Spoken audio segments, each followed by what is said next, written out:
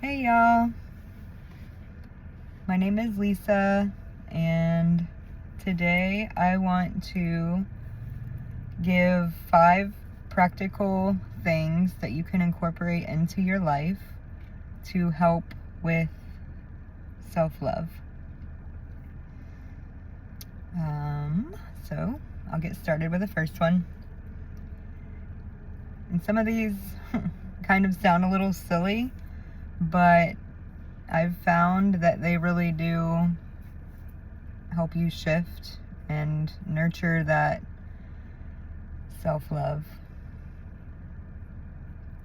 The first one is, and I got this, I think, from Mel Robbins,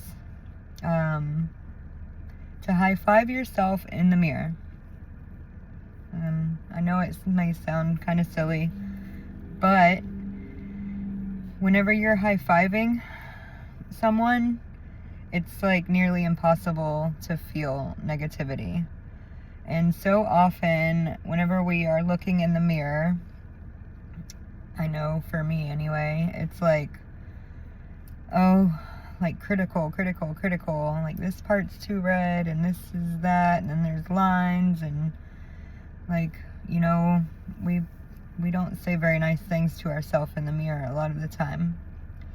So every morning when you get up and you're brushing your teeth or brushing your hair, putting on your makeup, look at yourself, try and be aware of the criticalness. You know, you don't have to criticize that too, but take a moment and just give yourself a high five and see how that makes you feel. Moving on. One of the very first things I started to incorporate into my life whenever I was trying to be more loving to myself is what I call the water trick. And this one, I believe I heard from Teal Swan.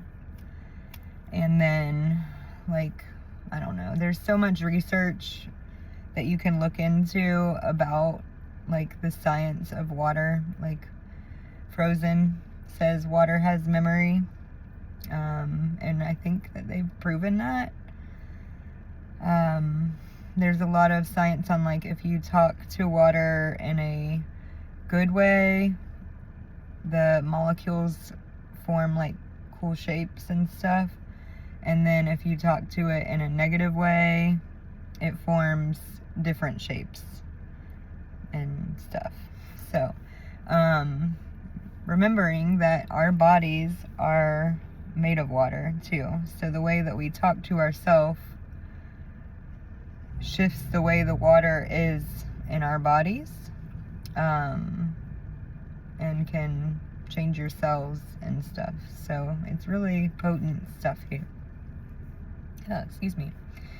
So the water trick is, and this one's also helpful too, because like an act of self-love can just be drinking water. For me, I struggle with drinking water every day, and I normally get to the point where I'm like, I just don't feel good. What is wrong with me, you know? And then it's like, oh, have I had water today?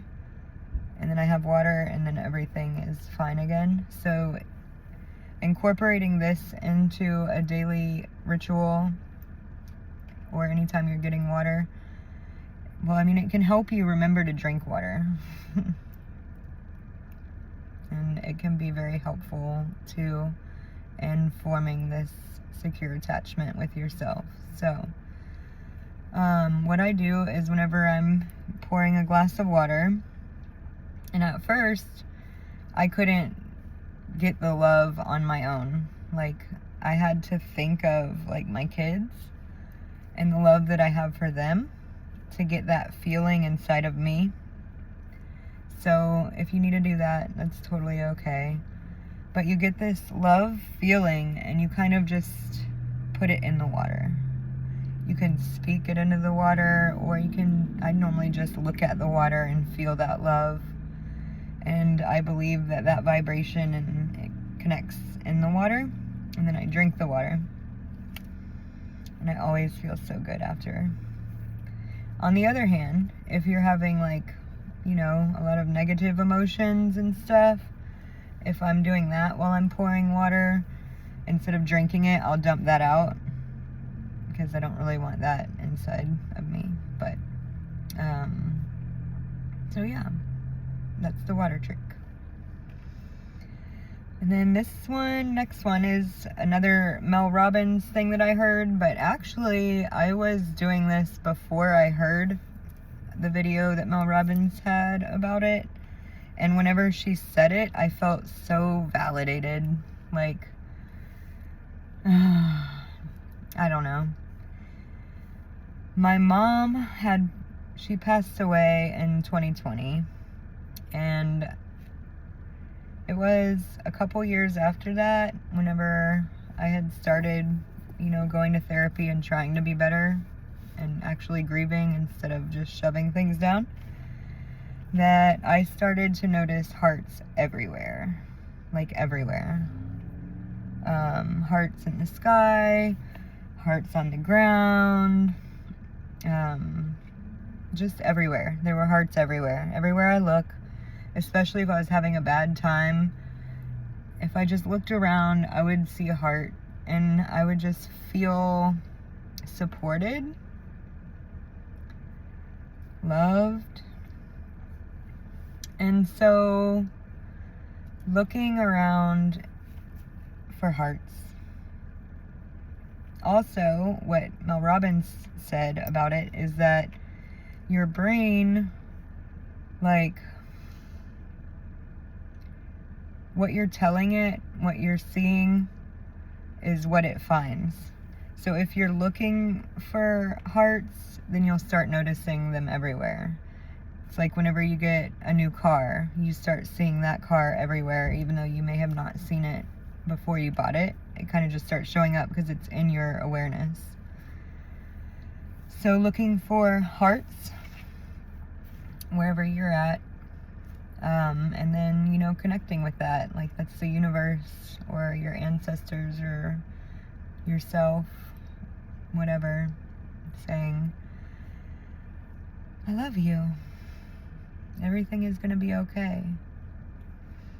In addition to that, I also personally see smiley faces everywhere. Like, it's such an interesting experience just walking around anywhere. Like, what it does for me, because a lot of the times when I'm being really hard on myself, it's like self-worth issues and feeling like I don't belong.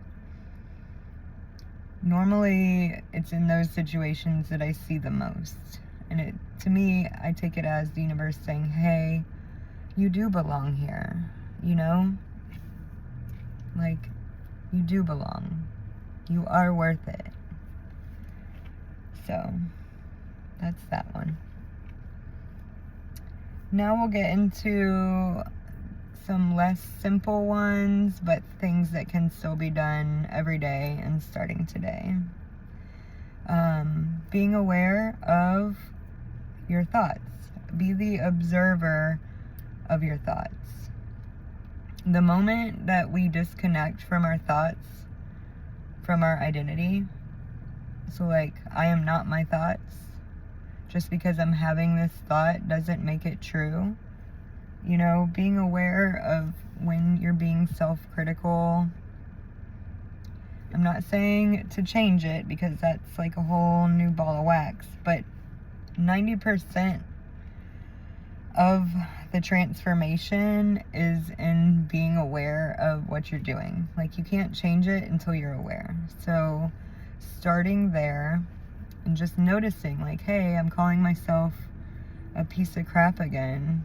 Like, I deserve better than that. Like, how can we expect other people to treat us decently when we're not treating ourselves decently, you know? So becoming aware of your thoughts, being the observer of them, knowing that you are not your thoughts. Just because the thought is there doesn't mean it's true. And then you can start to like look into that and be like, hey, why am I always doing this? But whenever I first started with this one, it was like constant in my mind. It was a really like eye-opening thing for me. Like, wow, how I'm just awful to myself. Why? You know? So becoming aware of when I'm doing it, and then I put up a stop sign in my head like, hey, is this true? No, so then we don't have to believe it. We don't have to agree with it. The thought can be there like a cloud passing in the sky, but we don't have to hold on to it and make it our truth. So becoming aware of all your thoughts, how they are, and then you can start to switch them. Like, oh, I'm such a piece of crap, can go to, oh, I made a mistake, what can I learn from it? You know, maybe you're tired, maybe you had a fight with somebody and it's got you frazzled or whatever. Like, there's always a reason for whenever we're like not doing the best. I mean, we're always doing the best that we can. And that's the thing, like, there are other factors that play into it. So we're not the same every day, and that's okay. That's normal. Expected, should be expected anyway. The last thing is boundaries. And this one was like really hard to start, because whenever I tell people no, I feel like really bad. I did anyway. I'm starting to get better at it now. My recommendation with boundaries too is you don't have to think too much about it. No is a complete sentence. So like, you don't have to explain. You can if you want to, and that's fine. But if you're like struggling just to like not say anything, just say no. I can't do that right now. Or, you know, whatever it may be. But you can just say no. If it's not feeling right for you, don't do it. You know? Respect yourself. Listen to yourself. And not only boundaries with other people, boundaries with yourself. I feel like those are even harder for me. But like, being impeccable with your words. So if you say you're going to do something, do it. Even if you don't tell anybody else, but you know that, you know, you gotta keep your word to yourself. So with this one, what I did was pretty much stop committing to anything really, unless I was like really certain that I was gonna do it. And I always leave an open door in case I can't commit. So if somebody wants to go have lunch next Tuesday, I will say, it sounds great, let me let you know on Monday, you know, that way I can kind of feel it out and see what it is that I actually want to do, instead of saying, yes, I'll be there, and then on Tuesday you really don't want to be there, but you go anyway. Or you really don't want to be there, so you don't go, but you, like, didn't keep your word, you know? So being impeccable with your word, especially to yourself. And for me, that's what I had to do, is, you know, stop committing to everybody else and really hone in on all the commitments I had for myself and focus on those. Once I got those in order and prioritized, then I could start, you know, reaching out and going out and doing things with other people. But yeah, boundaries are really hard, especially if you are, like me, a recovering people pleaser. Like, I just want to keep everybody happy around me and would abandon myself to keep the peace. And that is not loving for yourself, and it's not really loving for the other people either. They're not getting the true version of you. They're getting the version that you think you need to be to have them in your life, which is kind of like a manipulation in itself. So, those are the 5 things. I will review them really quick. It is: high five yourself. Speak love into water and then drink it. Look for hearts or smileys. Observe your thoughts. Be aware of any negative or critical thoughts that you're having towards yourself. And then eventually you're going to start to rewire those and, speak truth to yourself. Because normally whenever you're doing that, the thoughts that are in your head aren't true. And you know that. So like, oh, I'm such an idiot. You can be like, no, I'm not an idiot. I did this. And really, I'm brilliant and amazing. Like, And then setting boundaries. So I hope that you can incorporate some of these practices into your life, and I hope they help. Love you. Bye.